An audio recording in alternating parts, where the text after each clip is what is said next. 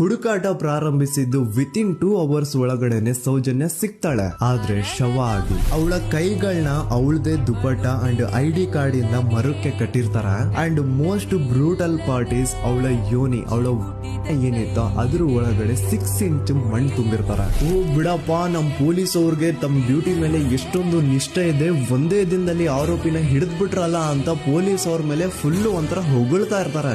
ಆದ್ರೆ ಪಾಪ ಜನರಿಗೆ ಎಲ್ಲಿ ಗೊತ್ತಿತ್ತು ಈ ಕೇಸ್ ನ ರಿಯಲ್ ಆರೋಪಿ ಬೇರೆ ಯಾರೋ ಇದಾರೆ, ಪೊಲೀಸ್ ಅವರೇ ಈ ಕೇಸ್ ನ ಮಿಸ್ಲೀಡ್ ಮಾಡೋದಕ್ಕೆ ಸುಮ್ನೆ ಸಂತೋಷ್ನ ಅರೆಸ್ಟ್ ಮಾಡಿದ್ದಾರೆ ಅಂತ. ಪೊಲೀಸ್ ಅವರು ಈ ಕೇಸ್ ಅಲ್ಲಿ ಕರಪ್ಟ್ ಆಗಿದ್ದಾರೆ, ಪೊಲೀಸ್ ಅವರೇ ಸತ್ಯ ಮುಚ್ಚಿಡ್ಲಿಕ್ಕೆ ಟ್ರೈ ಮಾಡ್ತಿದ್ದಾರೆ. ಹಾಗಾಗಿ ಈ ಕೇಸ್ ನ ಇನ್ಮುಂದೆ ಪೊಲೀಸ್ ಅವರಲ್ಲದೆ CBI ಅವರು ಇನ್ವೆಸ್ಟಿಗೇಷನ್ ಮಾಡಬೇಕು, ಈ ಕೇಸ್ ನ CBI ಒಪ್ಸಿ ಅಂತ ಅಗೇನ್ ಪ್ರೊಟೆಸ್ಟ್ ಗಳು ಸ್ಟಾರ್ಟ್ ಆಗ್ತವೆ. ಸೌಜನ್ಯ ಕೇಸ್ ಒಂದೇ ಅಲ್ಲ, ನಾರಾಯಣ ಹಾಗೂ ಯಮುನಾ ಕೇಸಲ್ಲೂ, ವೇದವಲ್ಲಿ ಕೇಸಲ್ಲೂ, ಆ ಬ್ಯಾಂಕ್ ಮ್ಯಾನೇಜರ್ ನ ಕೇಸಲ್ಲೂ ಹಾಗೂ ಪದ್ಮಲತಾ ಕೇಸಲ್ಲೂ ಸೀದಾ ಡೈರೆಕ್ಟ್ ಡೌಟ್ ಬರೋದೆ ಊರಿನ ಗೌಡ್ರ ಮೇಲೆ. ಸೌಜನ್ಯ ಕೇಸ್ ಬಿಟ್ಟು ಆ ಇನ್ನೊಂದು ಕೇಸ್ ಯಾವ್ದು, ಅದಕ್ಕೂ ಸಂತೋಷ್ಗೂ ಏನ್ ಸಂಬಂಧ, ಅದ್ರಲ್ಲಿ ಯಾಕೆ ಸಂತೋಷ್ನ ಪೊಲೀಸ್ ಅವರು ಫಿಟ್ ಮಾಡಿದ್ರು ಅಂತ ಪ್ರತಿಯೊಂದು ಹೇಳ್ತೀನಿ.